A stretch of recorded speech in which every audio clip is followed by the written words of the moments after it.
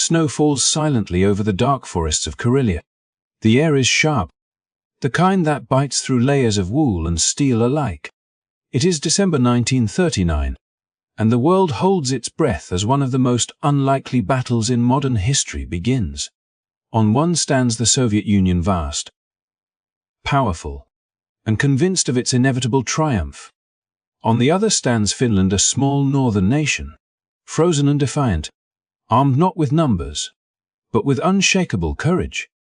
When the Red Army crossed the border, its commanders expected an easy victory. They had 500,000 soldiers, thousands of tanks, and endless supplies. They imagined that Finland would fall within days, that the war would end before the snow melted. But they were wrong. The land itself seemed to rise against them.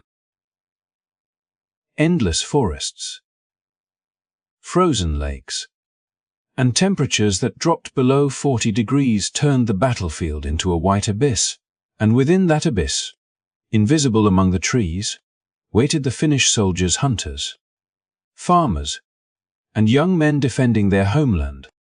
The world would soon call it the Winter War, but for the Finns, it was something deeper. It was survival. It was identity. It was the cry of a nation refusing to surrender to fear. They fought not for glory, but for home, for the right to remain free in a world that seemed to be losing its soul. Their strength came from a single word that defined their spirit: sisu, a kind of relentless determination that no hardship could break. What followed shocked the world. The mighty Red Army stumbled in the snow, ambushed by men in white camouflage who appeared and vanished like ghosts. Soviet tanks froze in the icy bog. Supplies ran out. Soldiers, unprepared for the brutal cold, suffered in silence as the Finns struck with precision and disappeared back into the forests.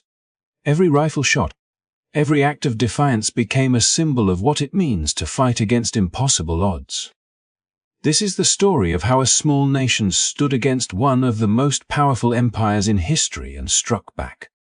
It is a story of courage, intelligence, and the unyielding will of ordinary people who refuse to be conquered. If you believe in the strength of the human spirit, in the power of resilience, and in the idea that freedom is worth any sacrifice, then this story is for you. Before we begin, make sure to hit the like button, subscribe to the channel, and turn on the notification bell, so you won't miss any of our upcoming deep dives into history's most powerful moments. Now, let us go back to that frozen December of 1939, to the snow-covered forests where Finland, against all odds, decided to fight back. The Soviet invasion was supposed to be a display of power, a swift campaign to bring Finland under Soviet control before the new year. On paper, it was impossible for Finland to survive. The Soviet Union had tanks that outnumbered the Finnish by hundreds to one. Their craft darkened the skies, and battalions that seemed endless. Yet, beneath the weight of numbers and firepower, the soul of a small nation began to reveal something the world had rarely seen: a unity forged in ice and defiance. Finland, cold and isolated, was not a country built for conquest. It was a land of forests, frozen lakes, and people who had learned to endure hardship as a way of life. When war came, it was not generals or seasoned soldiers who filled the ranks. It was farmers, lumberjacks, and students who should have been home with their families. They did not have the luxury of time, nor the advantage of modern weapons. But they had something greater: knowledge of their land, trust in one another, and a silent conviction that surrender was not an option. The Red Army advanced with confidence, their columns stretching deep into the wilderness, expecting no real resistance. But the further they went, the more the forest turned against them. Soviet tanks, heavy and ill-suited for the terrain, sank into the snow. Supplies froze inside trucks. Engines stalled. And soldiers, dressed for autumn rather than Arctic winter, began to collapse from the cold. Then came the first attacks, swift, precise, and terrifyingly efficient.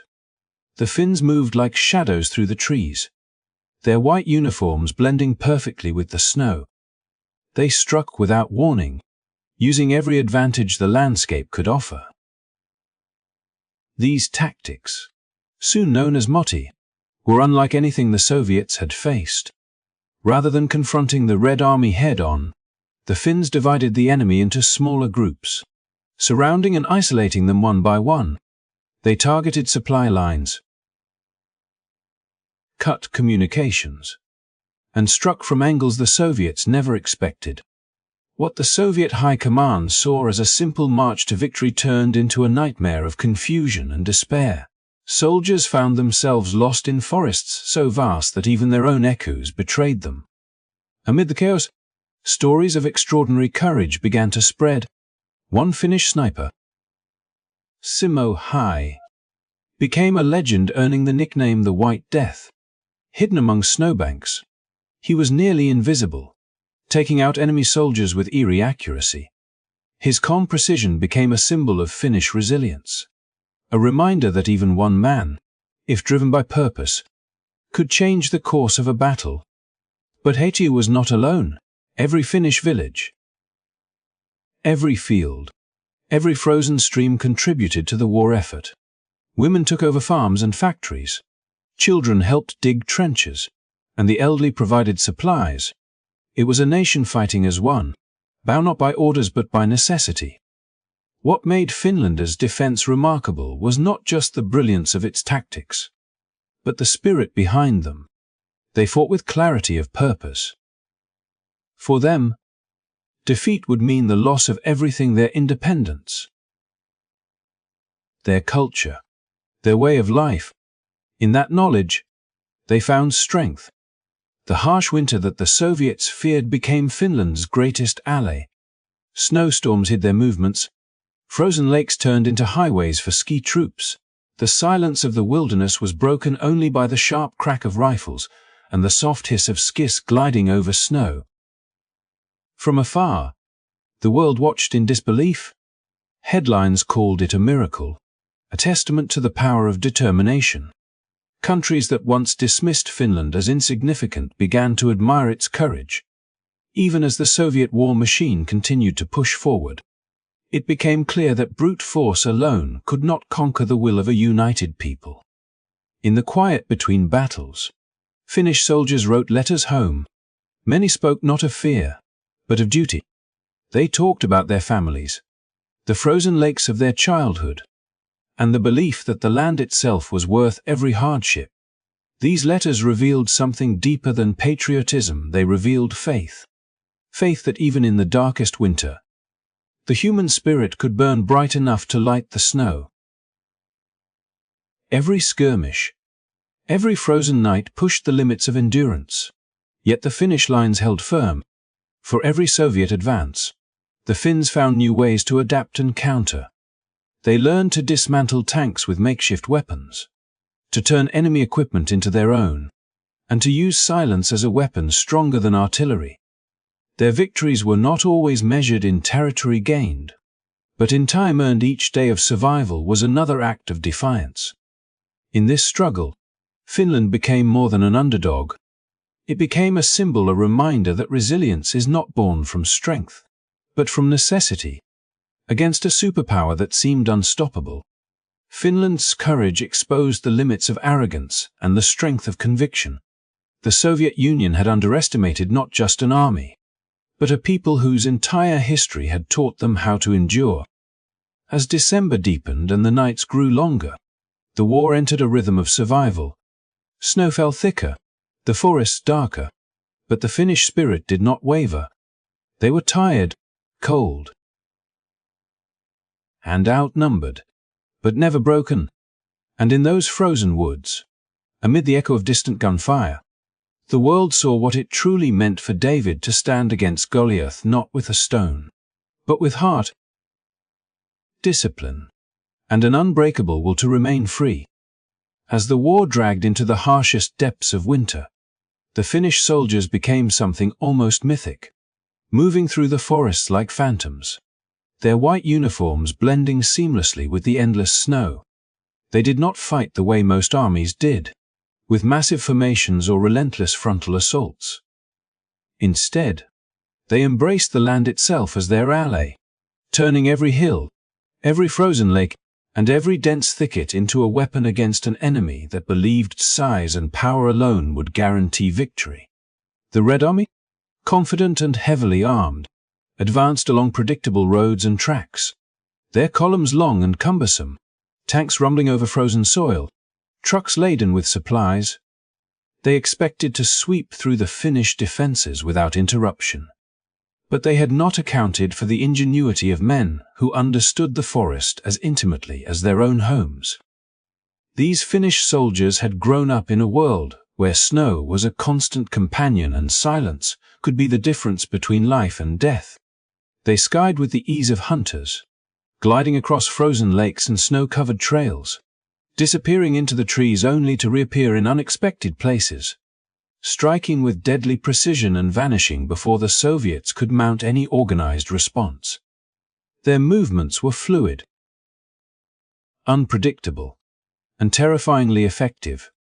The Red Army, for all its tanks and artillery, could not navigate the forests with the same grace or subtlety, and soon their forces found themselves disoriented, exposed, and vulnerable. The Finnish soldiers did not simply confront them. They manipulated the terrain to isolate groups of enemy troops, cutting them off from reinforcements and supplies, forcing entire columns into confusion and panic. The tactic, later known as motti, was a genius born out of necessity. It involved dividing large Soviet units into smaller segments, encircling them in the dense forests, and then attacking repeatedly from all sides. These ambushes were swift and brutal, leaving Soviet soldiers trapped and often surrendering out of desperation. The Finns would dismantle their opponents' weapons, burn their vehicles, and use the frozen terrain to make the enemy's retreat nearly impossible.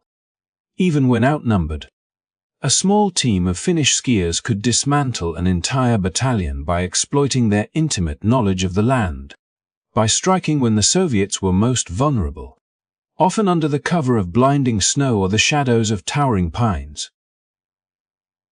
Beyond tactics, the Finnish soldiers carried with them an unspoken code of resilience, a quiet determination that no amount of artillery fire or aerial bombardment could break.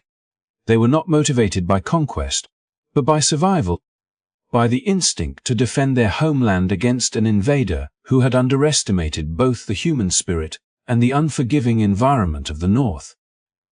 Each day, each ambush, each victory, however small, became a testament to their ingenuity and courage. The forests echoed not only with gunfire, but with the confidence of a people refusing to be conquered, their movements precise, their patience endless. The enemy, despite overwhelming numbers, found themselves constantly outmaneuvered, exhausted, and demoralized. Simo Hai, the legendary sniper, became emblematic of this approach. He would wait for hours in freezing conditions, motionless, his rifle aligned with the faint movements of Soviet soldiers hundreds of meters away. One by one, he picked off targets with a calm that became almost surreal, and his presence instilled both fear and respect in the enemy. But the victories were never the work of one man alone. Every Finnish soldier, every improvised defensive position, and every carefully laid trap contributed to a network of resistance that the Red Army could not penetrate.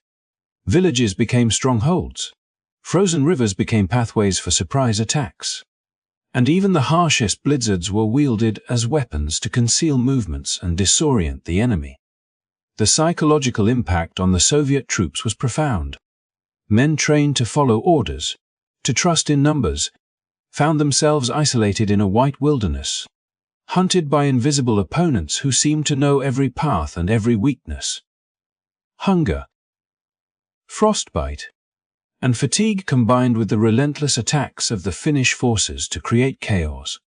Supply lines were severed by ski troops who appeared from nowhere and disappeared into the forest as quickly as they came.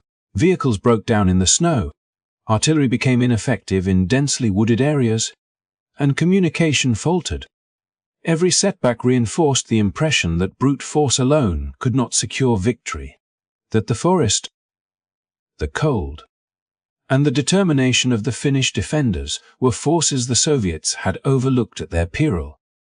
Amid the chaos of battle, the Finns demonstrated an extraordinary ability to adapt.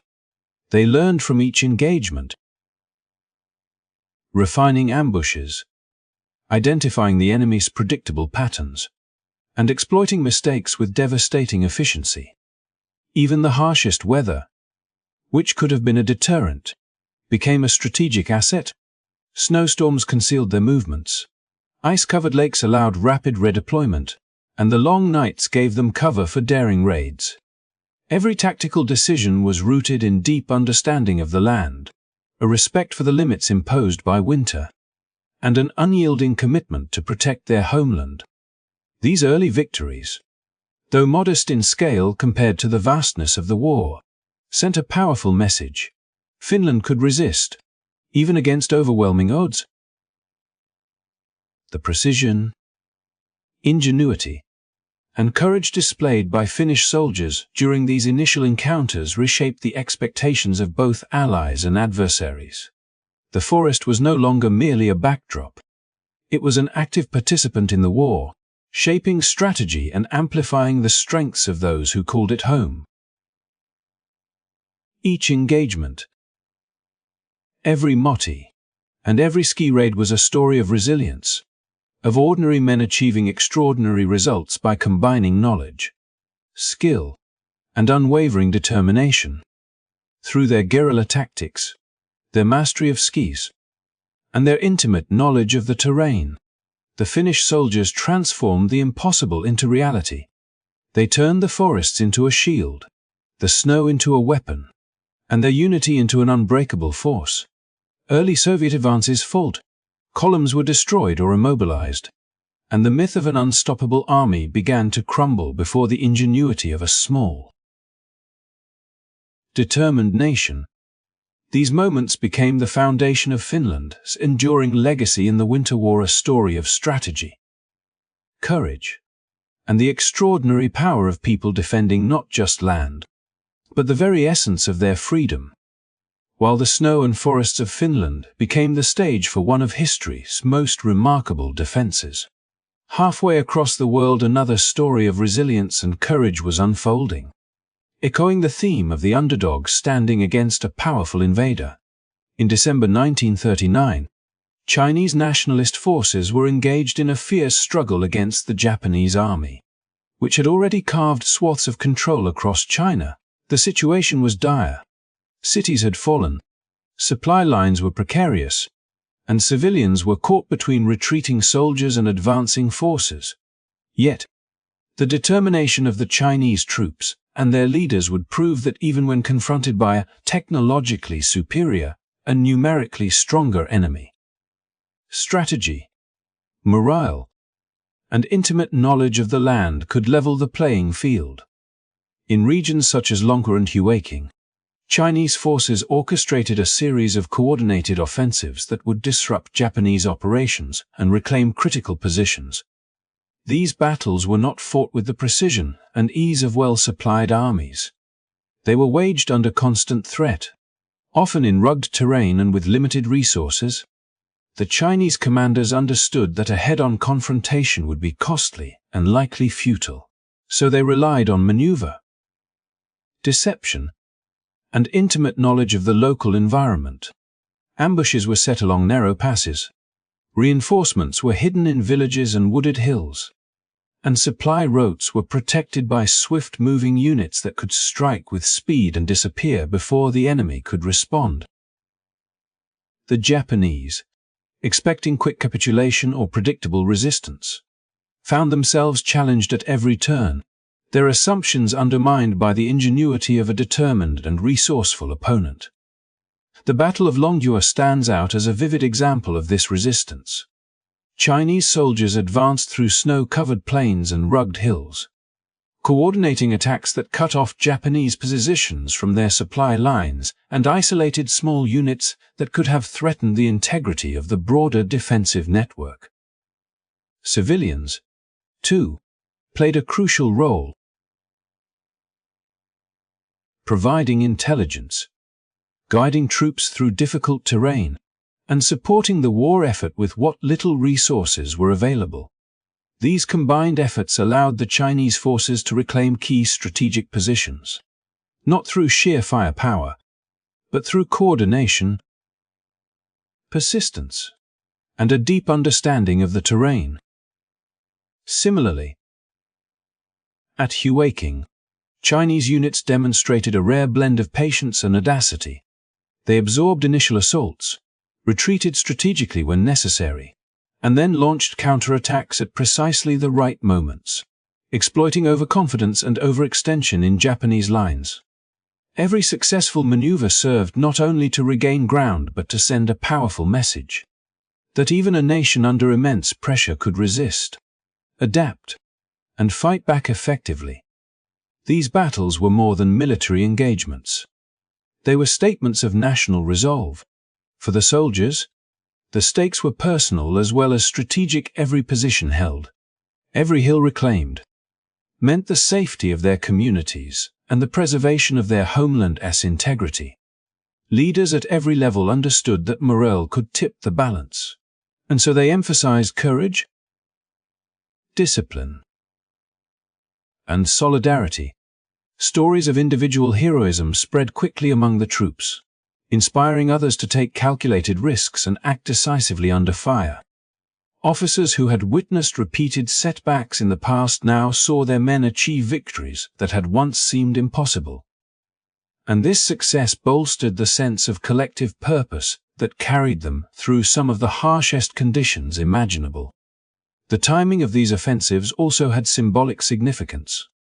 While Europe was watching the unfolding events in Finland, where a small nation resisted a superpower, Chinese forces demonstrated a similar pattern of resilience against Japanese imperialism.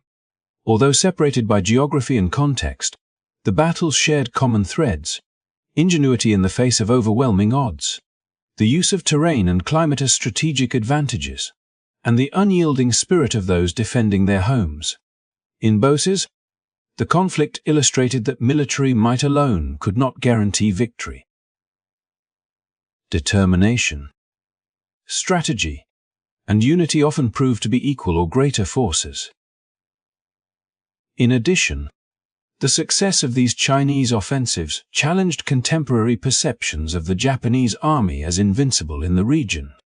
By seizing Longgur and Huaking, the nationalist forces disrupted supply lines, weakened forward positions, and forced the Japanese to divert attention and resources away from other campaigns. The battles became case studies in the effectiveness of asymmetric tactics, combining defensive fortitude with targeted offensive actions. Commanders carefully studied enemy movements, exploited terrain advantages, and coordinated their actions across multiple units to maximize impact. This level of planning and execution demonstrated that even under immense pressure, disciplined organization and creative thinking could yield significant results against a better-equipped opponent. Beyond the immediate military outcomes, these operations had a psychological impact that resonated throughout the region. Japanese troops, accustomed to quick victories and rigid strategies, encountered resistance that was unpredictable and persistent, forcing them to reconsider their approach. For Chinese soldiers, each success, no matter how small, reinforced confidence, unity, and the belief that they could protect their nation. Civilians, too, were heartened, seeing that their sacrifices and support could influence the outcome of battles. The campaigns at Longgur and Huaking thus became emblematic of a broader principle: that resolve, intelligence, and the willingness to endure hardships could alter the trajectory of conflicts, even against formidable adversaries. In the larger context of 1939, these actions connected thematically with other global struggles, illustrating a world in which smaller or seemingly weaker nations could assert themselves against more powerful forces. Just as Finland leveraged its terrain and resolve to frustrate the Soviet advance, Chinese forces used strategic insight, local knowledge, and unwavering spirit to reclaim ground from the Japanese. Both narratives highlighted the critical role of adaptability, resilience, and morale in determining outcomes where numerical or technological superiority might otherwise dominate. The battles at Longwa and Huaking stand as enduring reminders that courage and clever strategy can redefine the balance of power, even in the face of overwhelming odds, and that the human capacity for resistance, when combined with unity and ingenuity, can shape the course of history in ways that raw force alone never could. While the forests of Finland shrouded the struggles of a determined nation, and the mountains of China echoed with the defiance of soldiers reclaiming lost ground, another story unfolded across the heart of Europe, one that contrasted sharply with these tales of resilience and courage. In occupied Poland, the machinery of war had taken on a darker, more systematic dimension, where human life was subordinated entirely to ideology and control. Cities, towns, and villages were subjected to strict occupation, their streets patrolled by armed forces whose mission was not to win a fair fight, but to impose terror and eliminate any perceived threats to their authority. Within this context, the most vulnerable, those who could not resist or escape, became primary targets, and the shadow of oppression fell heaviest on them. Institutions that were meant to care for society's most fragile members were turned into sites of unspeakable cruelty. Mental hospitals, long-standing havens for the sick and marginalized, became places where policy, prejudice, and unchecked power intersected in the most brutal ways. Patients who had relied on care and routine were suddenly stripped of dignity, subjected to arbitrary rules, and ultimately, in many cases, executed. Orders came from the highest levels, meticulously recorded, and carried out by those trained to follow commands without question. What might have been unthinkable in any ordinary society became horrifyingly routine under the occupation, illustrating how systems designed for efficiency could be turned toward destruction when morality is removed from decision-making. As the occupiers implemented their programs, the atmosphere in towns and villages transformed. Fear became a constant companion. Neighbors spoke in hushed tones. Children learned early to recognize the signs of approaching danger, and families clung to one another in ways both practical and emotional. Rumors of disappearances spread quickly, reinforcing the pervasive sense that resistance or defiance, even in minor ways, could result in immediate and irreversible consequences. Streets once filled with ordinary life became corridors of anxiety, where every shadow could hide an armed patrol or an enforcer carrying out the grim decrees of occupation. Despite this environment of terror, subtle forms of resilience persisted. Some hospital staff, risking their own lives, attempted to shield patients from the worst of the occupation's measures, offering small acts of care, distraction, and comfort wherever possible. Families outside these institutions sought to maintain contact, bringing what little food or warmth they could manage, attempting to preserve the humanity of those trapped in a system designed to erase it. These acts were not large victories on a strategic scale, but they were victories of spirit, small but potent defiance in the face of overwhelming cruelty. The systematic nature of these killings revealed the chilling precision with which ideology could override empathy and reason. Schedules were organized, targets were selected according to bureaucratic criteria, and the machinery of enforcement operated with terrifying efficiency. Soldiers, administrators, and local collaborators became cogs in a vast mechanism where the individual act of execution was transformed into a matter of policy. The human cost was staggering, and the social impact profound. Entire communities experienced grief, trauma, and dislocation, with repercussions that would echo for generations. Survivors carried not only the memory of loss, but the weight of witnessing ordinary places and familiar routines turned into instruments of fear. At the same time, the broader war created an intricate network of distraction and justification. Occupying forces often framed their actions as necessary for security, stability, or the greater good of the state, masking the moral reality with rhetoric of duty and obedience. Propaganda reinforced this mindset, creating a psychological environment where cruelty became normalized and accountability diffused. Individuals who might have acted otherwise found themselves complicit, not always by desire but by circumstance and social conditioning, illustrating how war and occupation could warp morality and erode empathy on a scale both personal and institutional. In the streets and hospitals of occupied Poland, ordinary life was a delicate balance between survival and the relentless pressure of external control. Families adjusted routines, adapted behaviors, and quietly resisted in ways that left no official record, every act of preservation feeding a hidden patient, providing warmth. Sharing news from the outside became an act of moral courage against an otherwise unrelenting system of terror. These small acts were fragments of hope, asserting that human dignity could persist even when institutions themselves had turned against it. When juxtaposed with the stories of Finland and China, the experience of occupied Poland offers a stark contrast. In Guerrilla and the mountains of Longwa, courage and ingenuity allowed underdogs to reclaim agency and challenge overwhelming odds, whereas in Poland, sheer force and ideology sought to eliminate agency entirely. Yet even here, in the midst of systematic violence, the human spirit's flicker remained, secret acts of care, quiet resistance, and the preservation of memory ensured that life, however constrained, persisted. These moments remind us that even in situations where the odds are manipulated by fear and oppression, resilience does not always appear in grand victories or military triumphs. Sometimes it exists in the steadfast refusal to let cruelty erase one's sense of humanity.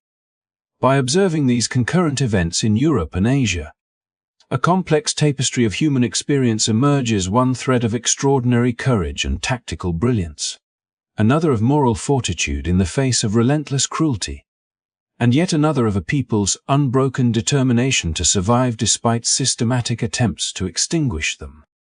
Poland's ordeal underscores the fragility of life under oppressive systems and highlights the profound consequences when ideology overrides compassion, making clear that the human capacity for both cruelty and resilience can coexist within the same historical moment. This duality enriches our understanding of 1939, offering lessons about the responsibility to protect the vulnerable, the importance of moral courage, and the enduring need to safeguard humanity even amidst the chaos of war. By the time the calendar turned toward the end of 1939, the world had already begun to take notice of what was happening in the frozen forests of Finland. What many had assumed would be a brief campaign, a demonstration of Soviet might, had transformed into a remarkable story of human courage and ingenuity. Against all odds, a small nation had not only resisted a superpower, but had done so with tactical brilliance, resilience, and an unshakable commitment to freedom. News of Finnish victories, their clever use of terrain, and their relentless perseverance spread quickly, inspiring admiration and empathy far beyond the borders of Scandinavia. Newspapers, radio broadcasts, and personal letters carried the story of how determination, knowledge, and unity could defy the seemingly impossible, reminding the world that even in the shadow of overwhelming power, the human spirit could shine with extraordinary brilliance. The impact of Finland's defense extended beyond military calculations. Nations across Europe and beyond began to recognize the moral courage displayed by its soldiers and civilians alike. Leaders cited Finland as an example of what it meant to defend sovereignty and human dignity. And ordinary people found themselves moved by the stories of men skiing silently through snow-laden forests to disrupt an invading army, of women maintaining farms and communities while the front lines raged, and of every citizen contributing to a collective effort that transcended fear.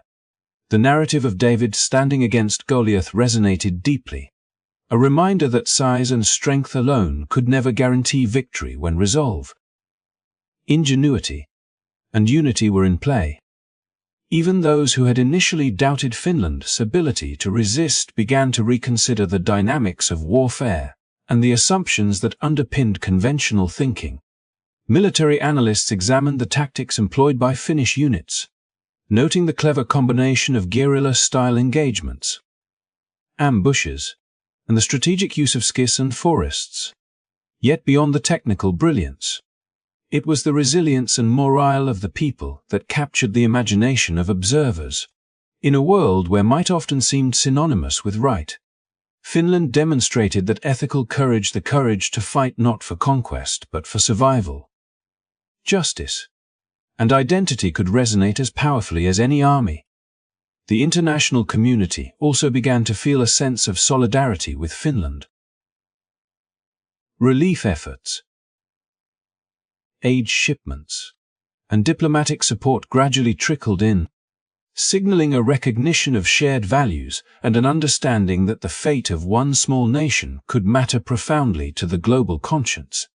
Citizens in distant countries followed updates closely, discussing tactics, sharing stories, and marveling at how a nation of just over 4 million could stand against one of the most formidable armies of the time. Letters and broadcasts emphasized the importance of unity, of preparation, and of the belief that collective action, grounded in principle, could counter even the largest obstacles. In this broader context, Finland's early success became more than just a military achievement. It evolved into a symbol of hope and possibility.